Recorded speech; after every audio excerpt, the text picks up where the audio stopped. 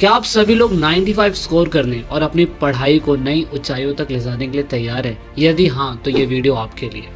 इस वीडियो के अंदर हम 3 इडियट्स, लगान, अवध ओझा और साथ में सुपर 30 के कुछ ऐसे मंत्रों के बारे में बात करेंगे जो आपकी पढ़ाई को 10 गुना ऊंचाइयों तक पहुंचा देगी। इन सभी मूवी से हमें बहुत सारे जबरदस्त सबक सीखने को मिलते हैं जो स्टूडेंट को 30 दिन में बताएंगे कि अपने एग्जाम की तैयारी बेस्ट प्रिपरेशन के साथ किस प्रकार की जा सकती है। इससे प्रेरित होकर ये प्लान आपके एग्जाम में धमाल मचाने वाले। चलिए शुरू करते हैं।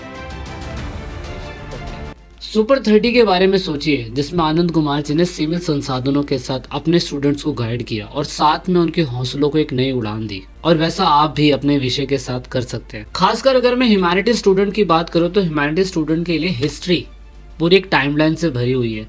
सोशियोलॉजी जिसमें बहुत सारे विचारक हैं।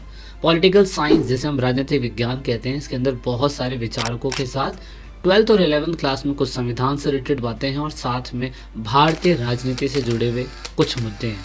तो इसके लिए आप सभी लोगों को करना ये होगा कि टॉपर्स के नोट्स उठाइए और साथ में अपनी चार्ट शीट बनाइए और लग जाइए उस उड़ान की तरफ, ताकि आपके भी हौसलों को एक नई उड़ान मिल सके।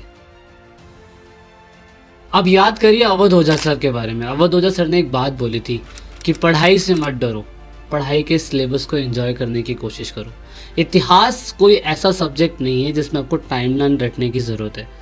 लोगों को लगता है कि इतिहास एक सटीक तरीके से रटने वाला सब्जेक्ट है, पर अवध ओझा सर कहते हैं कि इसको इमेजिनेशन की प्रक्रिया से समझने की कोशिश करो।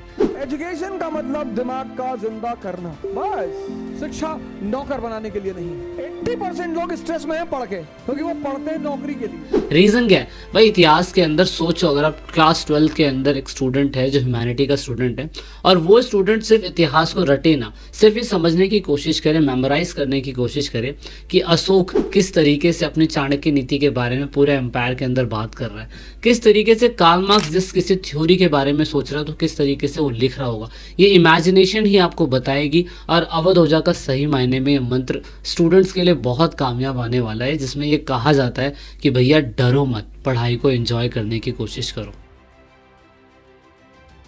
दोस्तों ये ठीक वैसा ही है जैसे एक लगान मूवी से अगर आप सभी लोग प्रेरणा ले सके तो। लगान मूवी में किस तरीके से दिखाया गया है कि भुवन ने अपनी टीम के साथ मिलके इतनी कठोर परिस्थितियों के अंदर भी उस मैच को जीता और 3 गुना लगान को माफ करा।